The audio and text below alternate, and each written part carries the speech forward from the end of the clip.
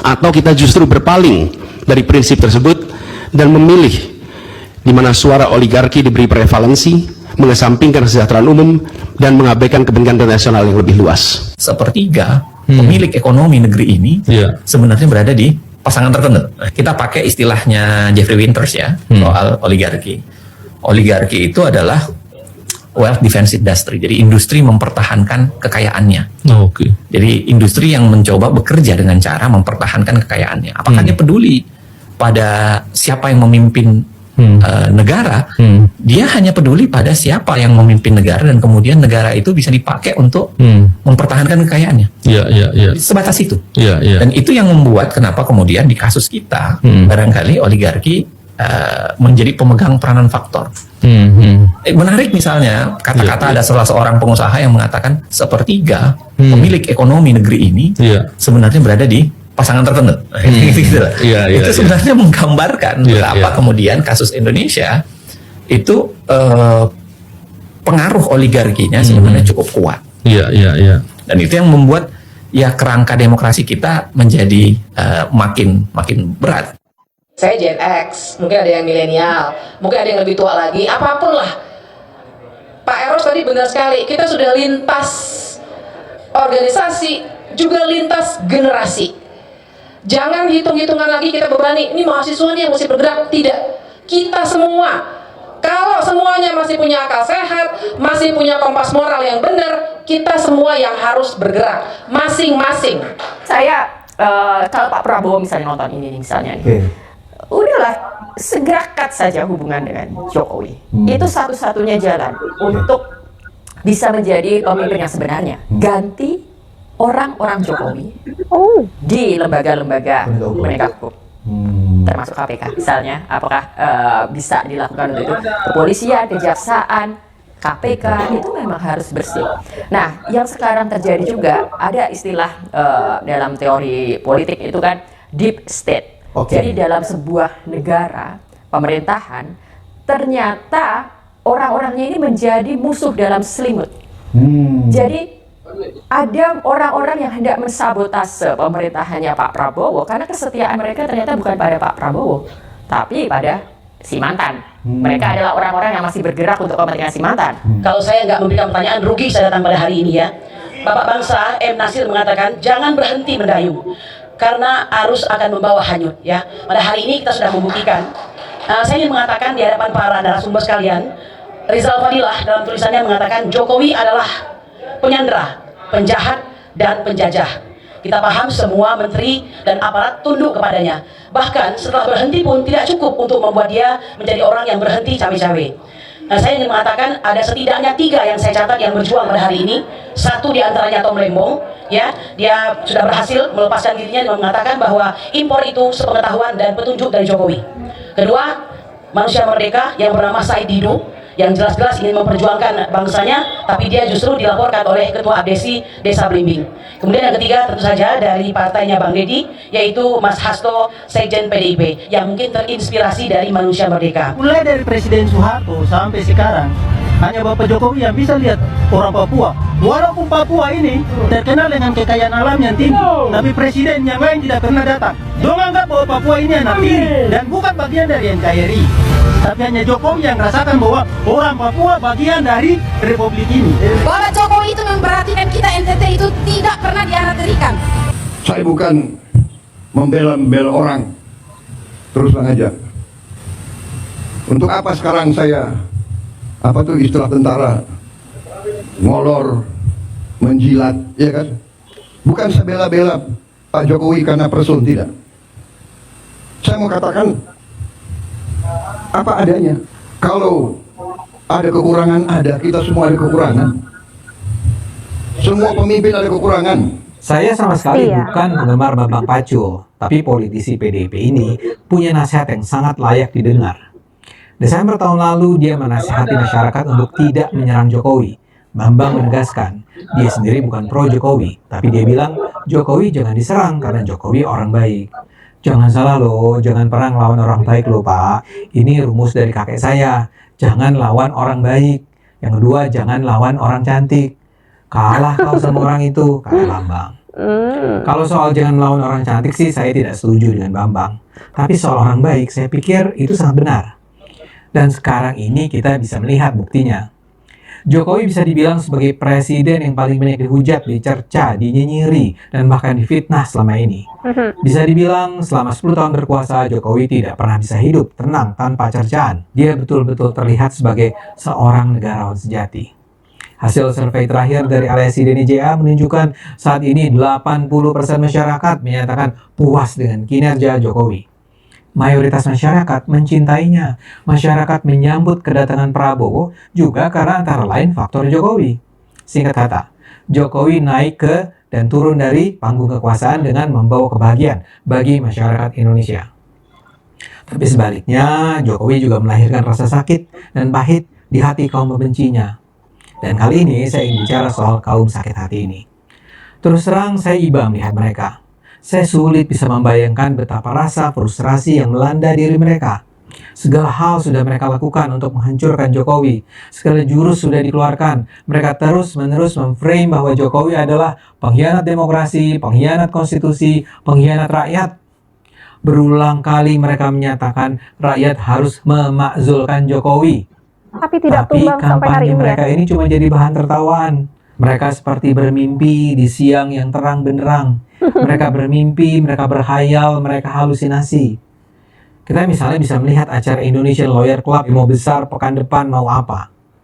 ILC mengundang gerombolan anti Jokowi yang terdiri dari Faisal Assegaf, Refli Harun, Ray Rangkuti, Adi Masardi, dan juga Koordinator Pusat BEM seluruh Indonesia, Satria Naufal. Menariknya, mereka berlima berhadapan dengan hanya satu pembicara yang pro Jokowi dan pro Prabowo selama ini, M. Kodari. Mereka berlima berusaha menghabisi M. Kodari yang tampil sendirian. Host ILC, Karni Ilyas, mengatakan bahwa mereka sebenarnya sudah mengundang sejumlah narasumber pro Jokowi, tapi tak ada yang bisa hadir. Nama saya pun disebut sebagai orang yang sebenarnya diundang, tapi menolak datang.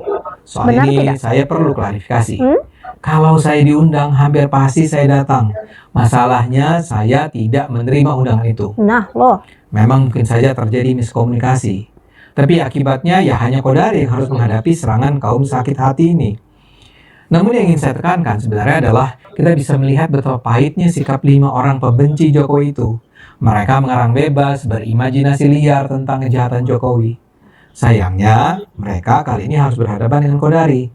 Dengan enteng, Kodari menjawab serangan-serangan tersebut dengan sangat sistematis, tajam, dan juga mengundang tawa. Kodari malah berjaya menghadapi para pembenci Jokowi yang tampil dengan semangat 45 untuk merujak Kodari dan tentu saja merujak Jokowi. Di kolom komentar salah satu media yang menampilkan berita diskusi tersebut, seorang netizen menulis begini, Mr. Q is the best. Walaupun dikeroyok, Mr. Q bisa mematahkan semua yang diundang. Itulah kejujuran dan ketulusan yang tak akan bisa dikalahkan. Setiap orang yang tidak jujur itu menipu dirinya sendiri, mengingkari hati nuraninya sendiri. Saya hanya mengutip satu komentar saja, karena saya rasa itu mewakili sebagian besar penonton saat itu. Kubu anti Jokowi itu kelihatan sangat tidak nyaman, sangat mengada-ada, tidak bisa mengendalikan diri. Saya jadi teringat pada tokoh dunia komik yang saya sukai di masa lalu, komik Smurf. Salah satu tokoh dalam seri komik itu adalah Smurf Penggerutu. Dia adalah tokoh yang selalu menggerutu dalam kondisi apapun. Di saat matahari memancarkan sinar, Smurf Penggerutu akan mengeluh karena merasa kepanasan. Tapi di saat hujan lebat, Smurf Penggerutu juga mengeluh karena kedinginan. Jadi, tak ada saat di mana Smurf Penggerutu ini tidak ngomel. Kubu anti Jokowi yang kita kenal saat ini mirip sekali dengan Smurf Penggerutu yang seperti mendedikasikan hidup mereka untuk menggerutu soal Jokowi, Prabowo, dan Indonesia. Kita sudah mendengarkan bagaimana sebuah percakapan imajiner ini dikumpulkan dari berbagai pernyataan yang pro dan kontra terkait dengan sosok Joko Widodo atau Pak Jokowi yang mantan Presiden Indonesia 2 periode. Saat ini, lebih 3 bulan setelah purna tugas sebagai Presiden Indonesia, Pak Jokowi tampaknya tidak merasakan ketenangan. Justru banyak aktivis, tokoh-tokoh nasional yang membongkar indikasi penyimpangan Pak Jokowi selama ini, termasuk dugaan ijazah palsu sebagai alumni UGM dan juga yang lainnya.